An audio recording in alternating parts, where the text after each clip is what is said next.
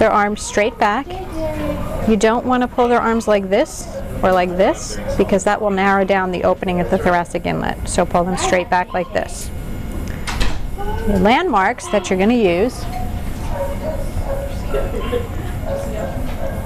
straighten out the body, of course.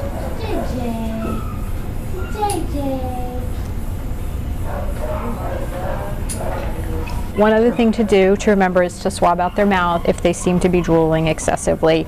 That way you can prevent them from aspirating.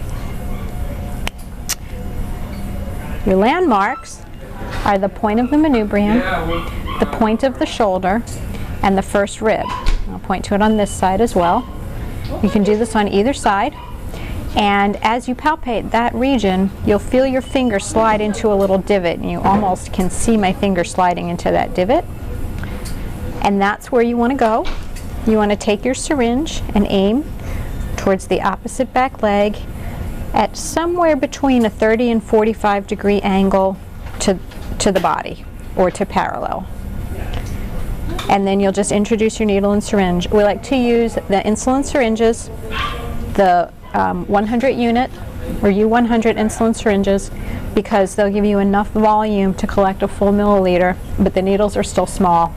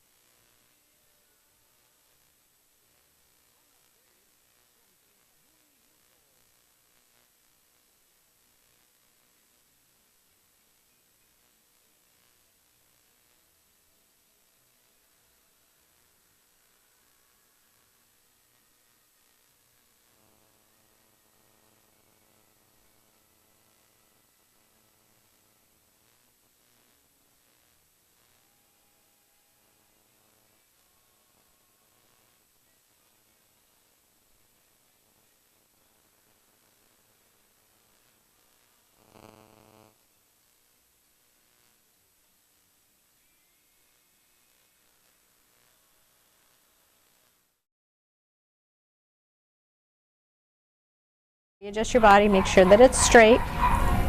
Your landmarks, once again, the point of the manubrium, the point of the shoulder, and the first rib. Feel for that divot. You can almost see my finger going into it. 30 to 45 degree angle to the ground, and aim for the opposite back leg. I like to use my finger as a guide, and that hopefully keeps me from moving too much once I've actually hit the vessel. Go ahead and make sure you break your seal on your syringe before you enter the body, so that you don't get too much negative pressure. Introduce your needle. You will occasionally hit air. If you do that, just back out immediately. You've just gone a little too far, or you've hit the lung. It's just the angle that you're at. And I like to go in, keeping a very small amount of negative pressure, and then I'll just back out slowly until I actually hit the vessel.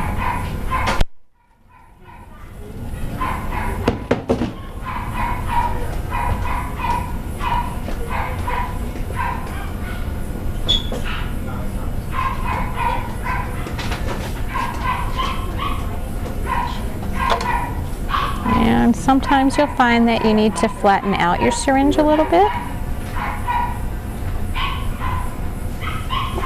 Picked up the cutlass spot, it's a heavy cup.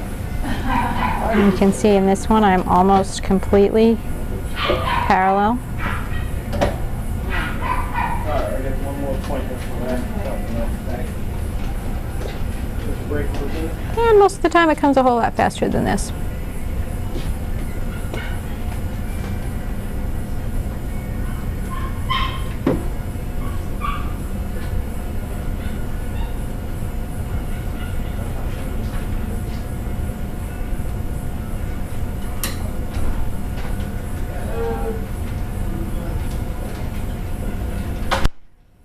This is not a beautiful stick.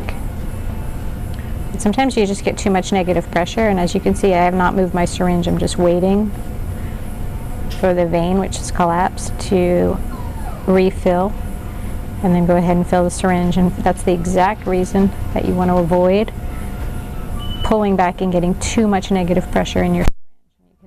that it's flowing better. I'm not pulling at all right now, and I'm just letting the syringe fill itself.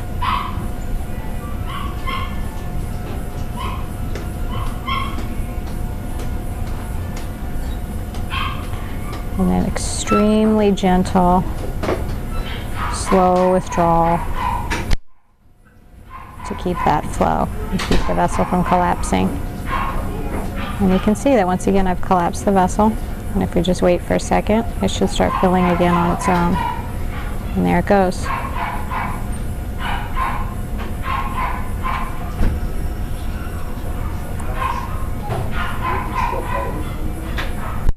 With 0.6 of a milliliter of blood, you should be able to run a CBC in most of a chemistry with your vacutainer tubes, with your microtainer tubes.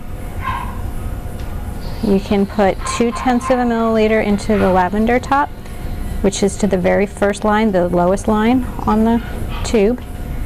And then you can put the remainder into the green top. And you want to get 0.4 of a milliliter, which is once again to the lowest line on that tube. This is a little bit of a slow blood draw, and for that reason your CBC might be clotted. And if the CBC is very, very important to you for the particular sample that you're collecting, you may want to collect just a small amount of blood and take the syringe out and then collect a second sample for your chemistries to be sure that it doesn't clot. The other thing that you can do to get a CBC is you make 2 slides and 1 capillary tube, and you can get a CBC from that. You always want to avoid, I'm going to turn these guys off right away. You always want to avoid pushing the blood back through the same needle. And so what we do is we'll just go ahead with the insulin syringes, we'll just clip the end off, aiming it away from the patient, and then put our sample into the tube.